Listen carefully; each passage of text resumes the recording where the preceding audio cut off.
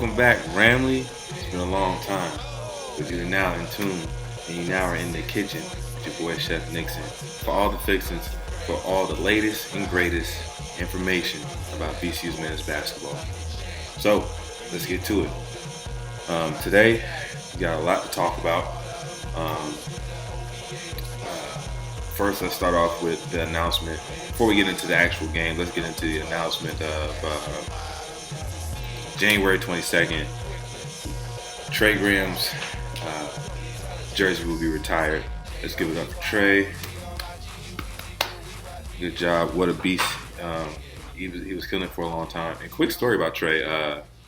I remember seeing Trey play AAU, and I guess they had a tournament that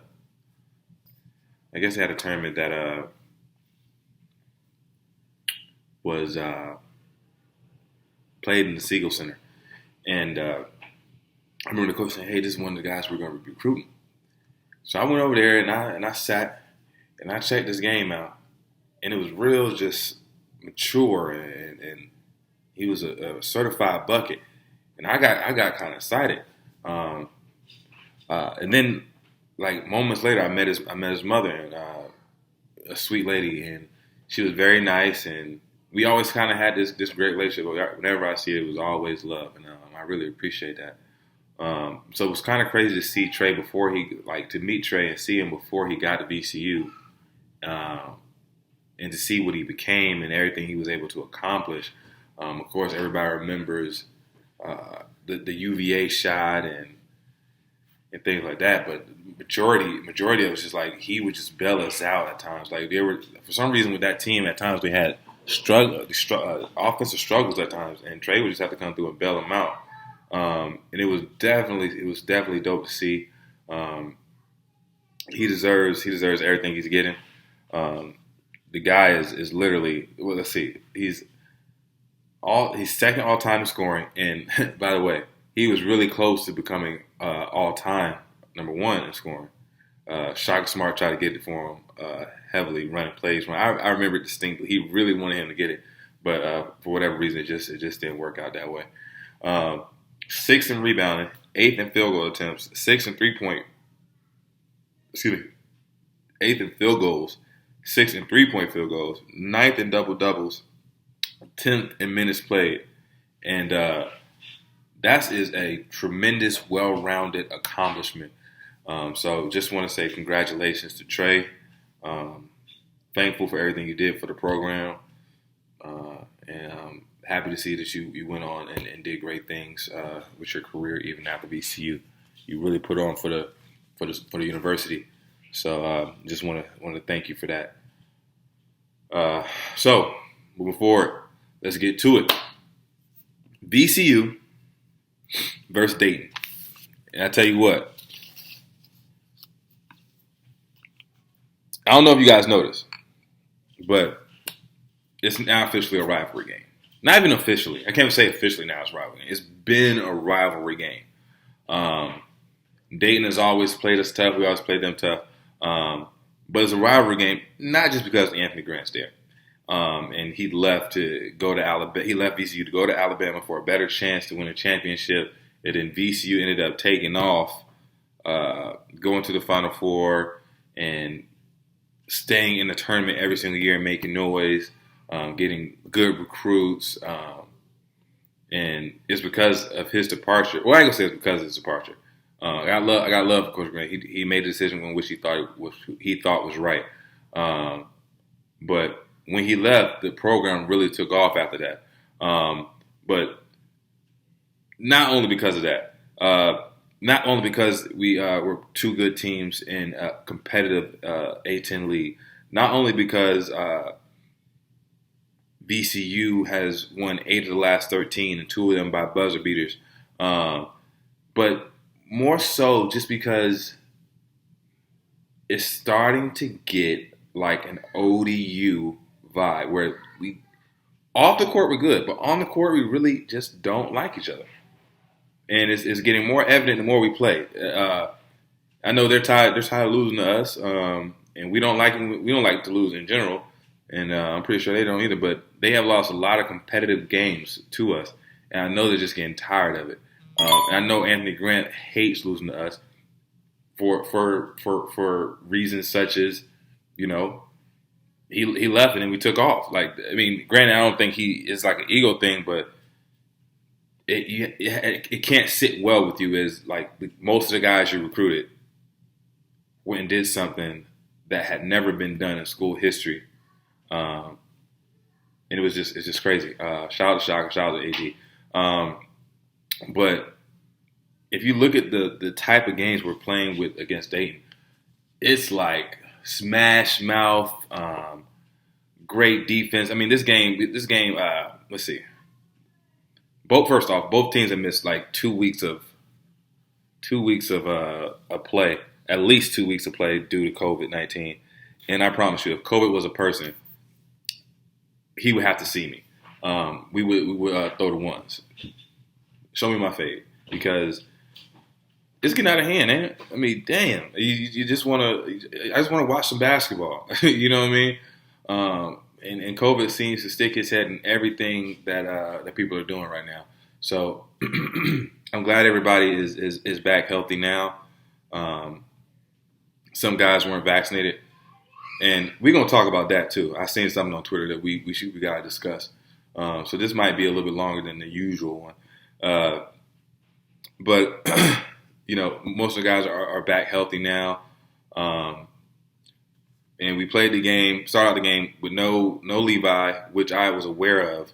But then when I seen none wasn't playing either, I started saying, "Oh boy, how this gonna work?" I mean, I know we're capable, but those are two big contributing factors that, you know, any team wouldn't want to lose them. So I was kind of like, I don't know, but we had some other guys that can step up and play. And this game was full of ties, lead changes, coaching adjustments, changing strategies, everything.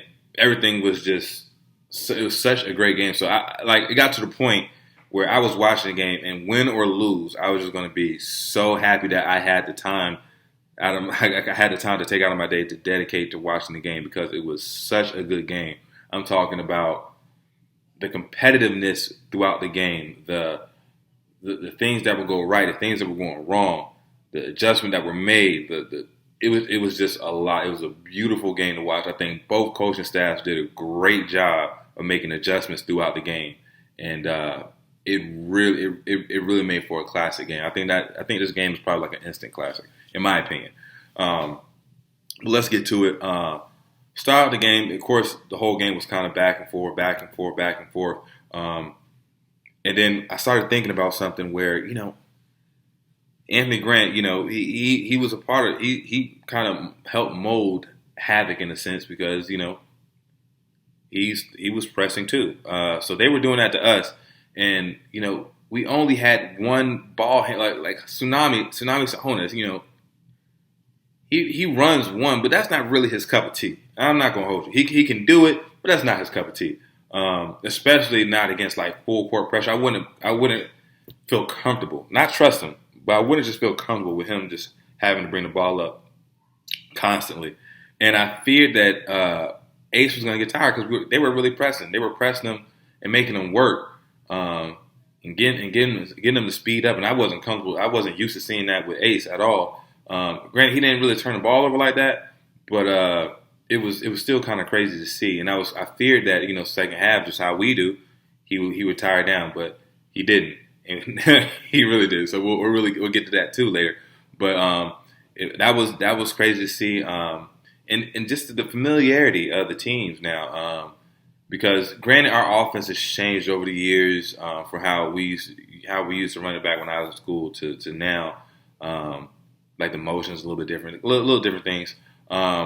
Some plays are still the same, and the same thing with Coach Grant. Like Coach Grant has, like some of the plays that we run, he ran.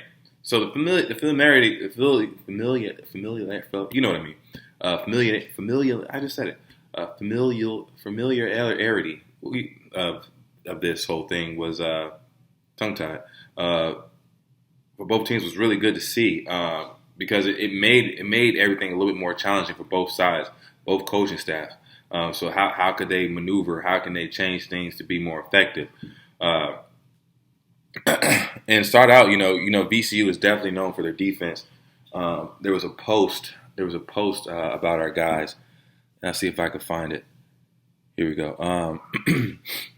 Our defensive efficiency is 86.4, which is third in the nation. Our effective field goal percentage is 40.6, which is second in the nation. Our turnover percentage is 27.1, which is fourth in the nation. And our 3-point defense percentage is 23.8, which is first in the nation. Like, our defense is really elite. And I've been saying this for a long time. I feel like a broken record. But this might be the best defensive team that came through VCU, period. And I don't have a problem saying that. I really don't. Like, granted, I know we made we had accomplishments. We went to the Final Four, whatever. But we did things on, like, it was certain things about us that made us special.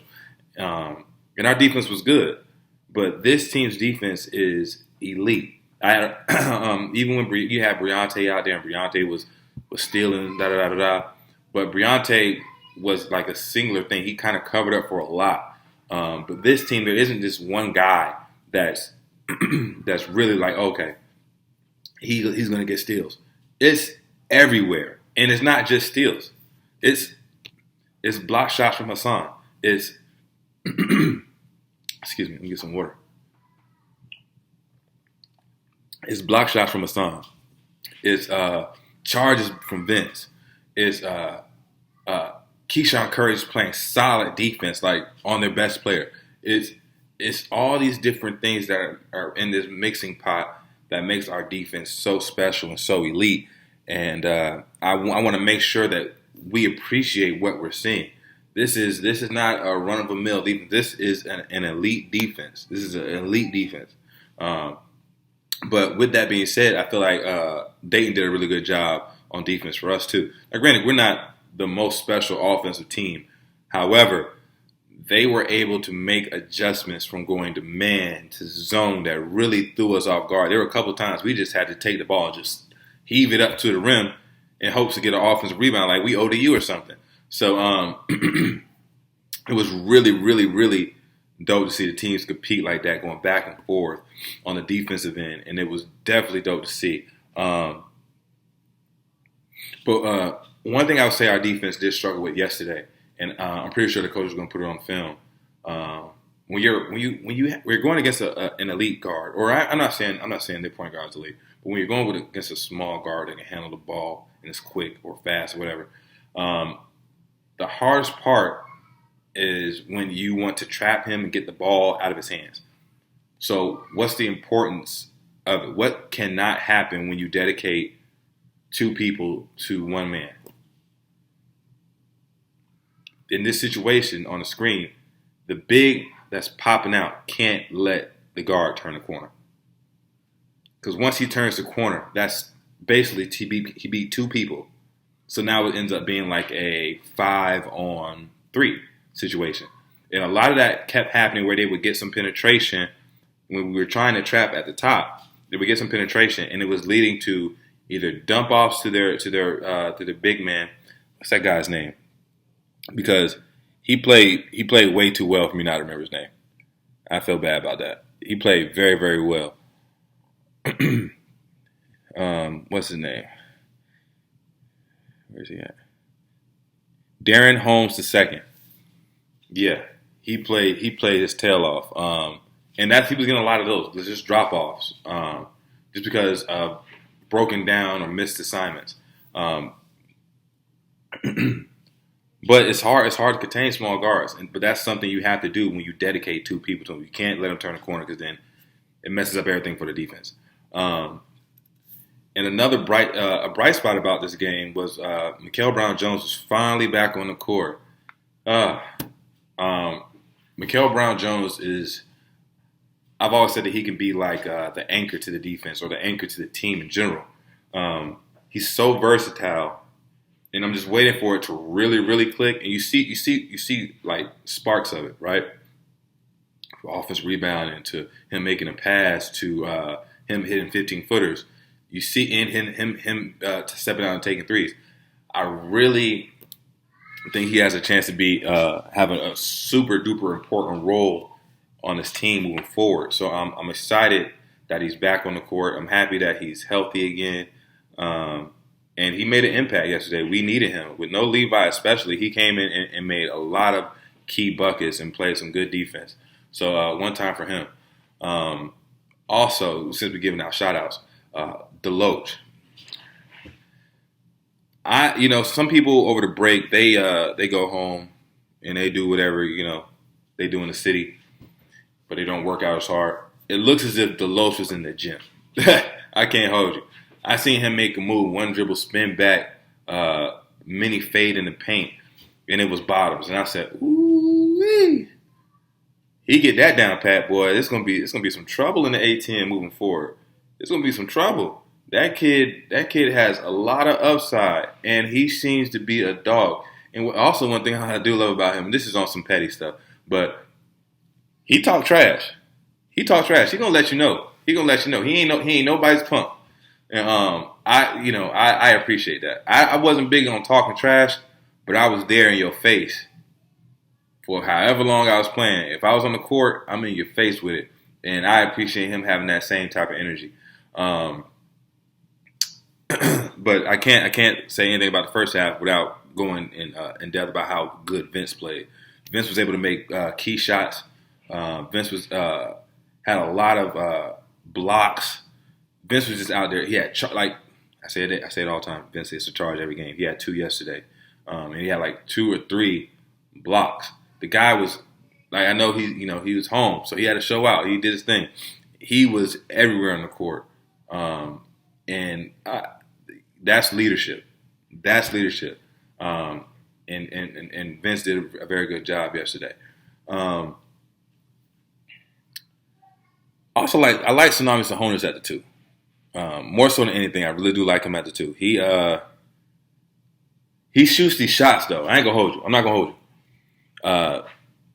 He shoots these shots that I'm kind of like sketchy on. Like no. It is like bottoms. Like oh yeah, oh yeah. Go ahead, keep shooting.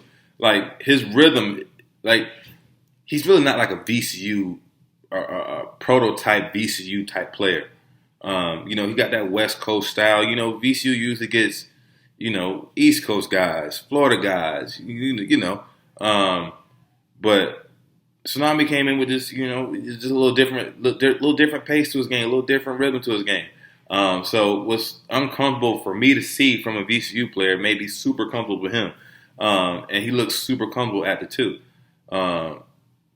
And if I tell you what, if he can keep improving, he can now this is gonna be a stretch.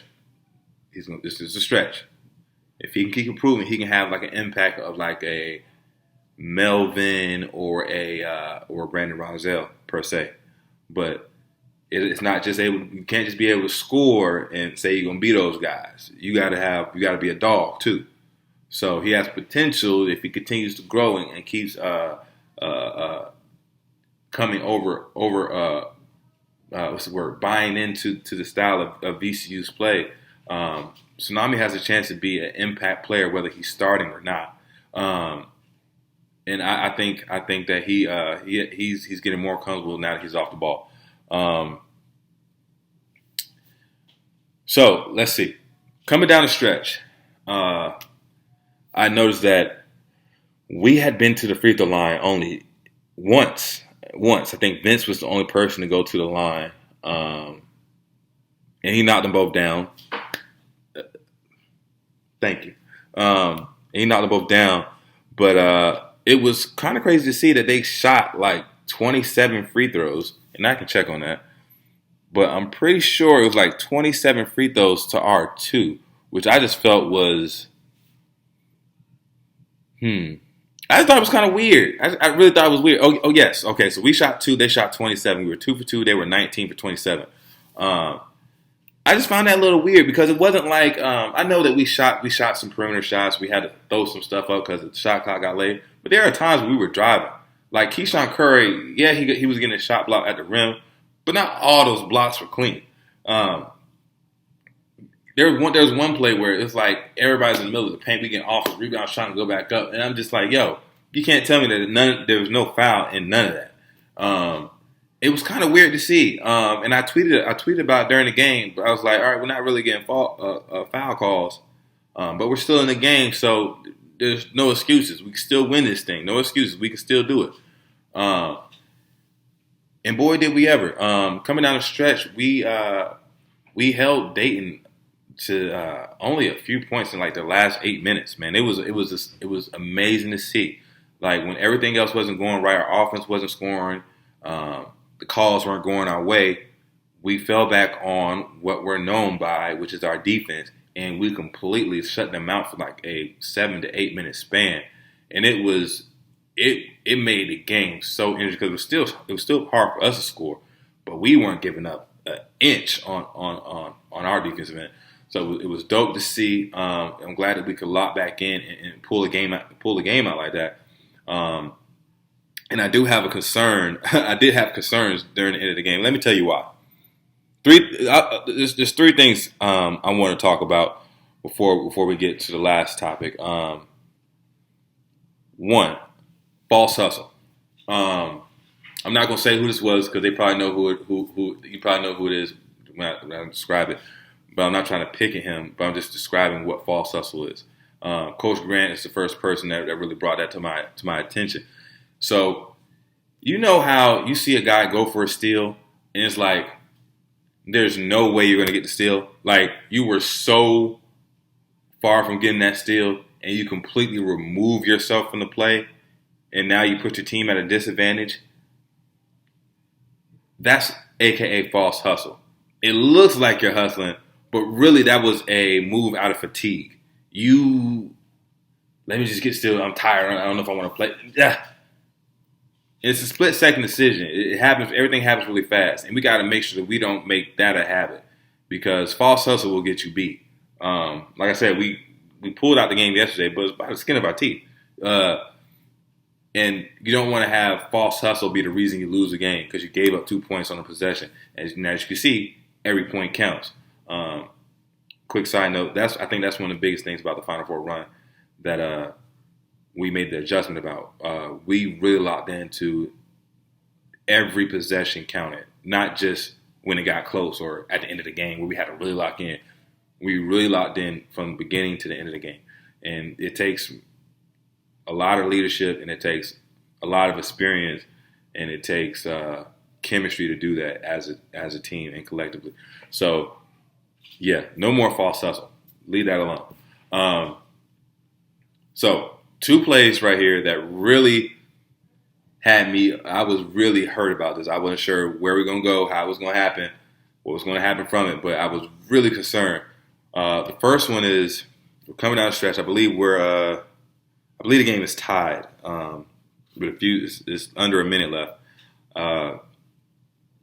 and we're playing great defense, great defense, and my guy, what's his name again? I can't remember his name. Jesus, game has Holmes. Holmes, he was past the ball in the post, and it's only maybe 3 seconds left. It's not much that he can do. Like he has potential to be good, but I didn't really see him catch the ball and make no plays for himself. I didn't see none of that. No KG, no Tim Duncan type. You know what I'm saying? He's a catch and finish, like a finish guy, not really I create my own shot yet. So he had the ball with 3 seconds left on the post, and my man Keyshawn Curry get caught ball watching, gets face cut. Nothing he can do but foul the guy. And at the end of the game, don't get me wrong. I'm not saying that people don't get face cut. I'm not saying that, it could have happened to anybody. But in this particular situation, it was him. But those type of plays at the end of the game can't happen. Can't happen. We were fortunate that the dude was missed free throws. We was fortunate. But it can't happen. Those type of things can't happen. Let's rewind to the beginning of the year. Stuff like that would happen, and that's how we would lose games at the beginning of the year. So let's keep that in the past. So that was one play. Second play, came immediately after. So, guy walks to the line, shoots the free throw, makes it. Now they're up 1. Second free throw. Now, mind you, I'm with my daughter. My wife just walks in. I'm trying to, do my fatherly and husband thing, while the game's on. So, I know they're shooting free throws. I was just assuming the dude's gonna make it. And all of a sudden, I hear offensive rebound. And I focus in again. And I was like, hold up, I had to rewind it. I have never seen a better moonwalk since Michael Jackson than what Vince did on that free throw line. I don't know what I don't know if he was like, is the clock's low. I just got to get a running start so I can catch the ball, make a play, or what was going through his mind at the time. But that boy Billie Jean moonwalk out there. Mind you, we had a big under the block, a Dayton player than Vince. I'm not sure if he had the shooter or if he was supposed to go get the rebound or what he's supposed to do, but he just moonwalked out the picture. Nobody boxed out the shooter, and the shooter got the rebound. I was like, no, not like this. If you ever seen The Matrix, that scene when they're on the phone, and the lady with the blonde hair is like, not like this, not like this. And that's exactly the first thing that went through my head, because I'm thinking, oh my goodness, we have just given the game away. But the basketball guys decided not. That wasn't the case. So coming down the last possession, I'm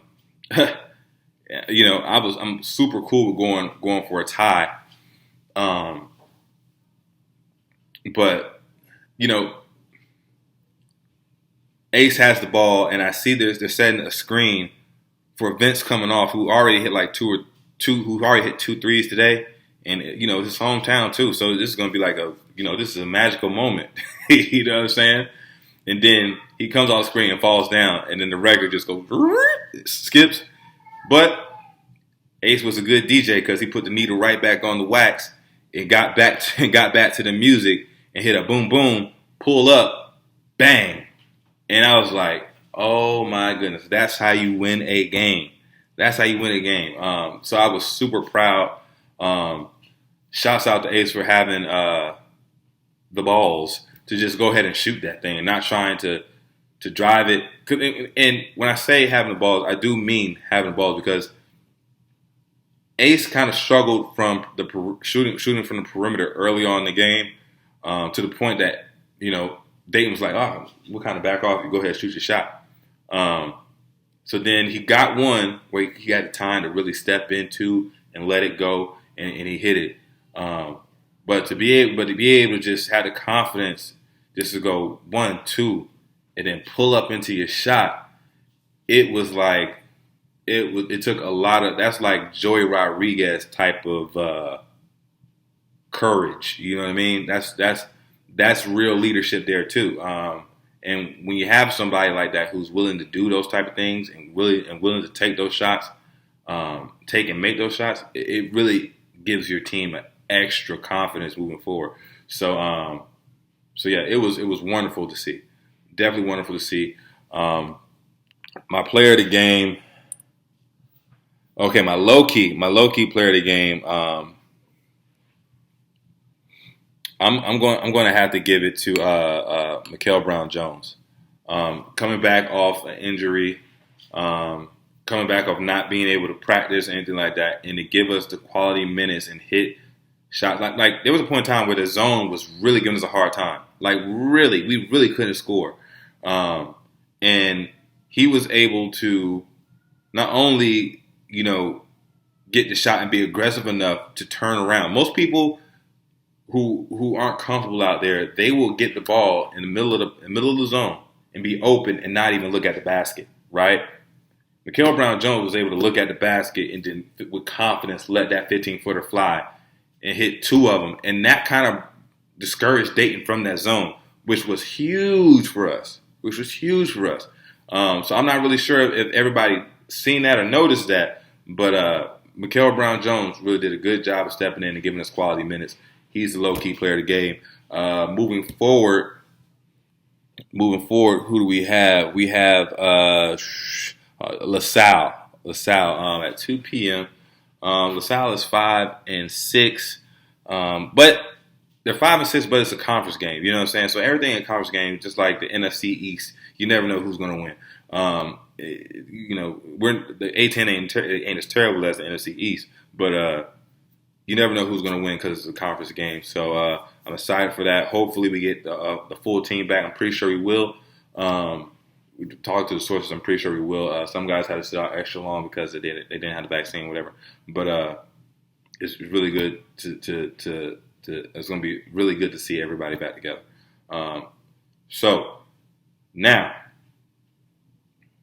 let's talk about something with the fans.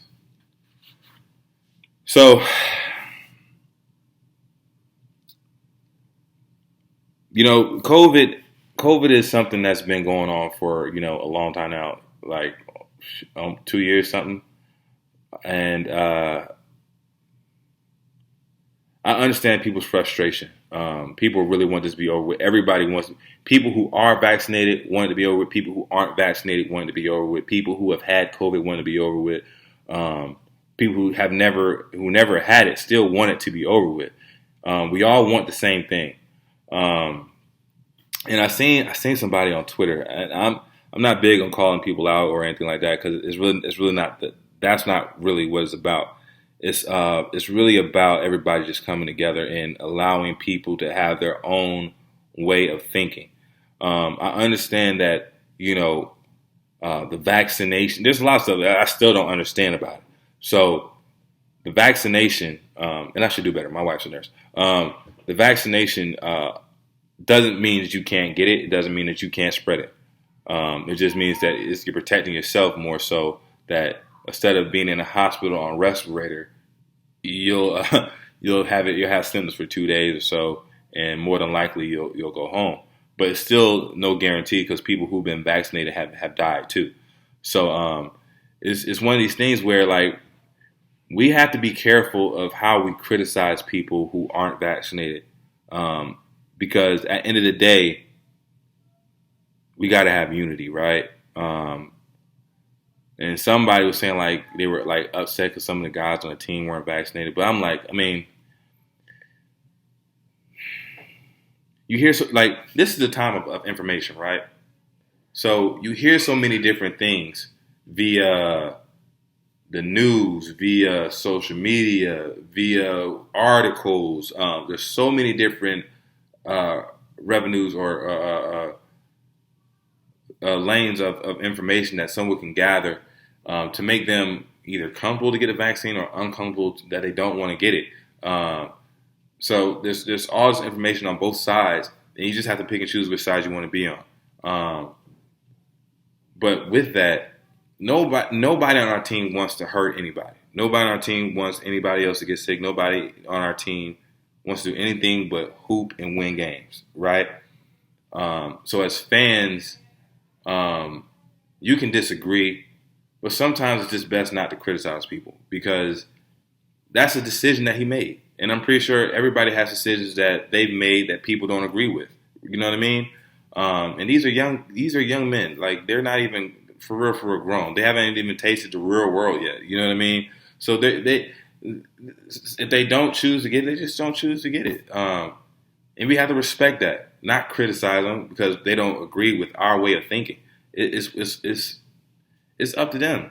It's up to them. And mind you, I'm vaccinated and I have a booster. But I don't think that it should be mandatory. I don't think it should be because everybody. This is my body. I should have the choice to choose what I want to put in my body. Period. I chose to put the vaccines in my body. My wife bullied me to do it. But no. But seriously though, it's like we have to be mindful that these kids are kids. They're kids, and even there are adults that do the same thing who haven't been vaccinated. Like there's some people who don't want to wear masks. It's mandatory you gotta wear a mask though. That shouldn't keep you from a VCU game if you're a real fan. If you fear that you still may contract it, okay, you have your fears, okay, cool. But if it's like, I don't fear COVID, but I don't want to wear a mask because da da da da da. Come on, man. Like, are you a fan? Are you going to support or not? You know what I mean? Like, we want ride or die people for VCU. We don't want fugazi. We don't want sometimey people as fans. We want real fans. People who are going to show up when it's snowing outside. You know, people who are going to cheer and speak good on the team, whether we're winning or losing. People who are going to have the team's back when things aren't going our way. You know what I mean? So I just want some of the fans just to take your foot off the gas, pull your sun visor down, and look in the mirror and just make sure that you go, yo, am I tripping? Check yourself, man. Like, some people get out of hand with what they say, man. It's just like, if you don't agree with it, cool. Don't agree with it. But watch what you say, man, because these are humans. These are people. They have feelings. You know what I'm saying? These are people. They have opinions. They have their own way of thinking. They don't have to. If everybody was the same, nothing would be special. You know what I mean? So just be mindful of that. I encourage everybody to be mindful of that. And that's about it, man. So until next time, much love. Peace.